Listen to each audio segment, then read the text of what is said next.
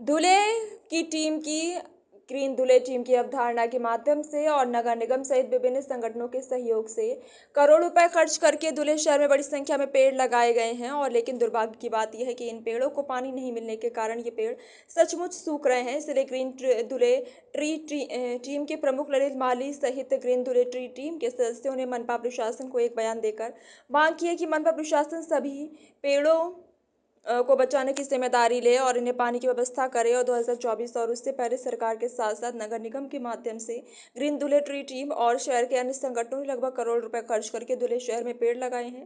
Green धुले tree team के माध्यम से लगाए गए पेड़ों का पोषण करने के लिए ग्रीन धुले ट्री टीम लगन में से काम कर रही है और संगठन की ओर से नए लगाए गए पेड़ों को पानी देकर उनका पोषण कर रही है। लेकिन लगाए गए पेड़ों की देखभाल की उचित जिम्मेदारी नहीं उठाई जाने की बात ग्रीन के माध्यम से ट्री टीम और शहर के नागरिकों के सामने आ रही है।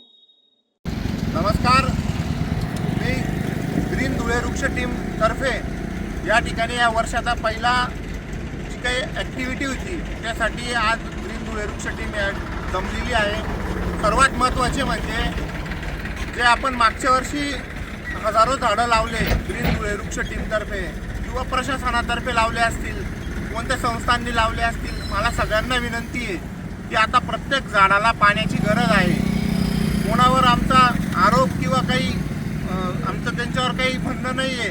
फक्त ज्यांनी झाडं लावले असतील त्यांनी संगोपनासाठी पुढे यावं आणि असं ज्या ठिकाणी झाडांना पाण्याची गरज आहे त्यांनी ग्रीन धुळे वृक्ष टीमला कळवावं।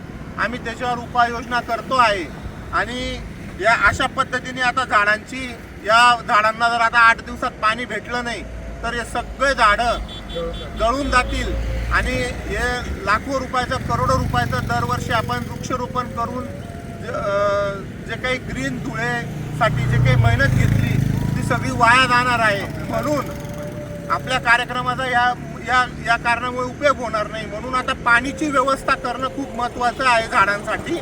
आणि ज्या ठिकाणी अशी झाडांची परिस्थिती झाली असेल, आता या भागातील नागरिकांनी कळवल्यावर आम्ही या ठिकाणी आलो, तर पाणी अत्यंत आवश्यक आहे। आम्ही आता याची व्यवस्था करू।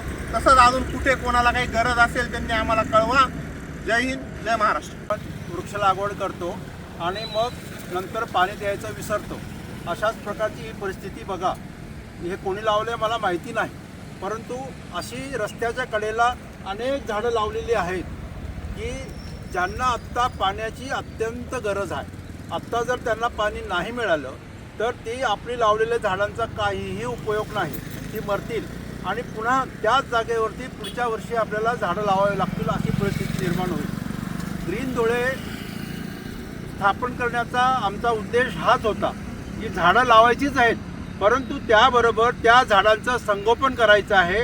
ग्रीन धुळे त्याशिवाय हे नाव सार्थ होणार नाही, म्हणून लावलेलं झाड जगवलंच गेलं पाहिजे। त्यासाठीच आपण सर्व आता या ठिकाणी जमलो आहोत।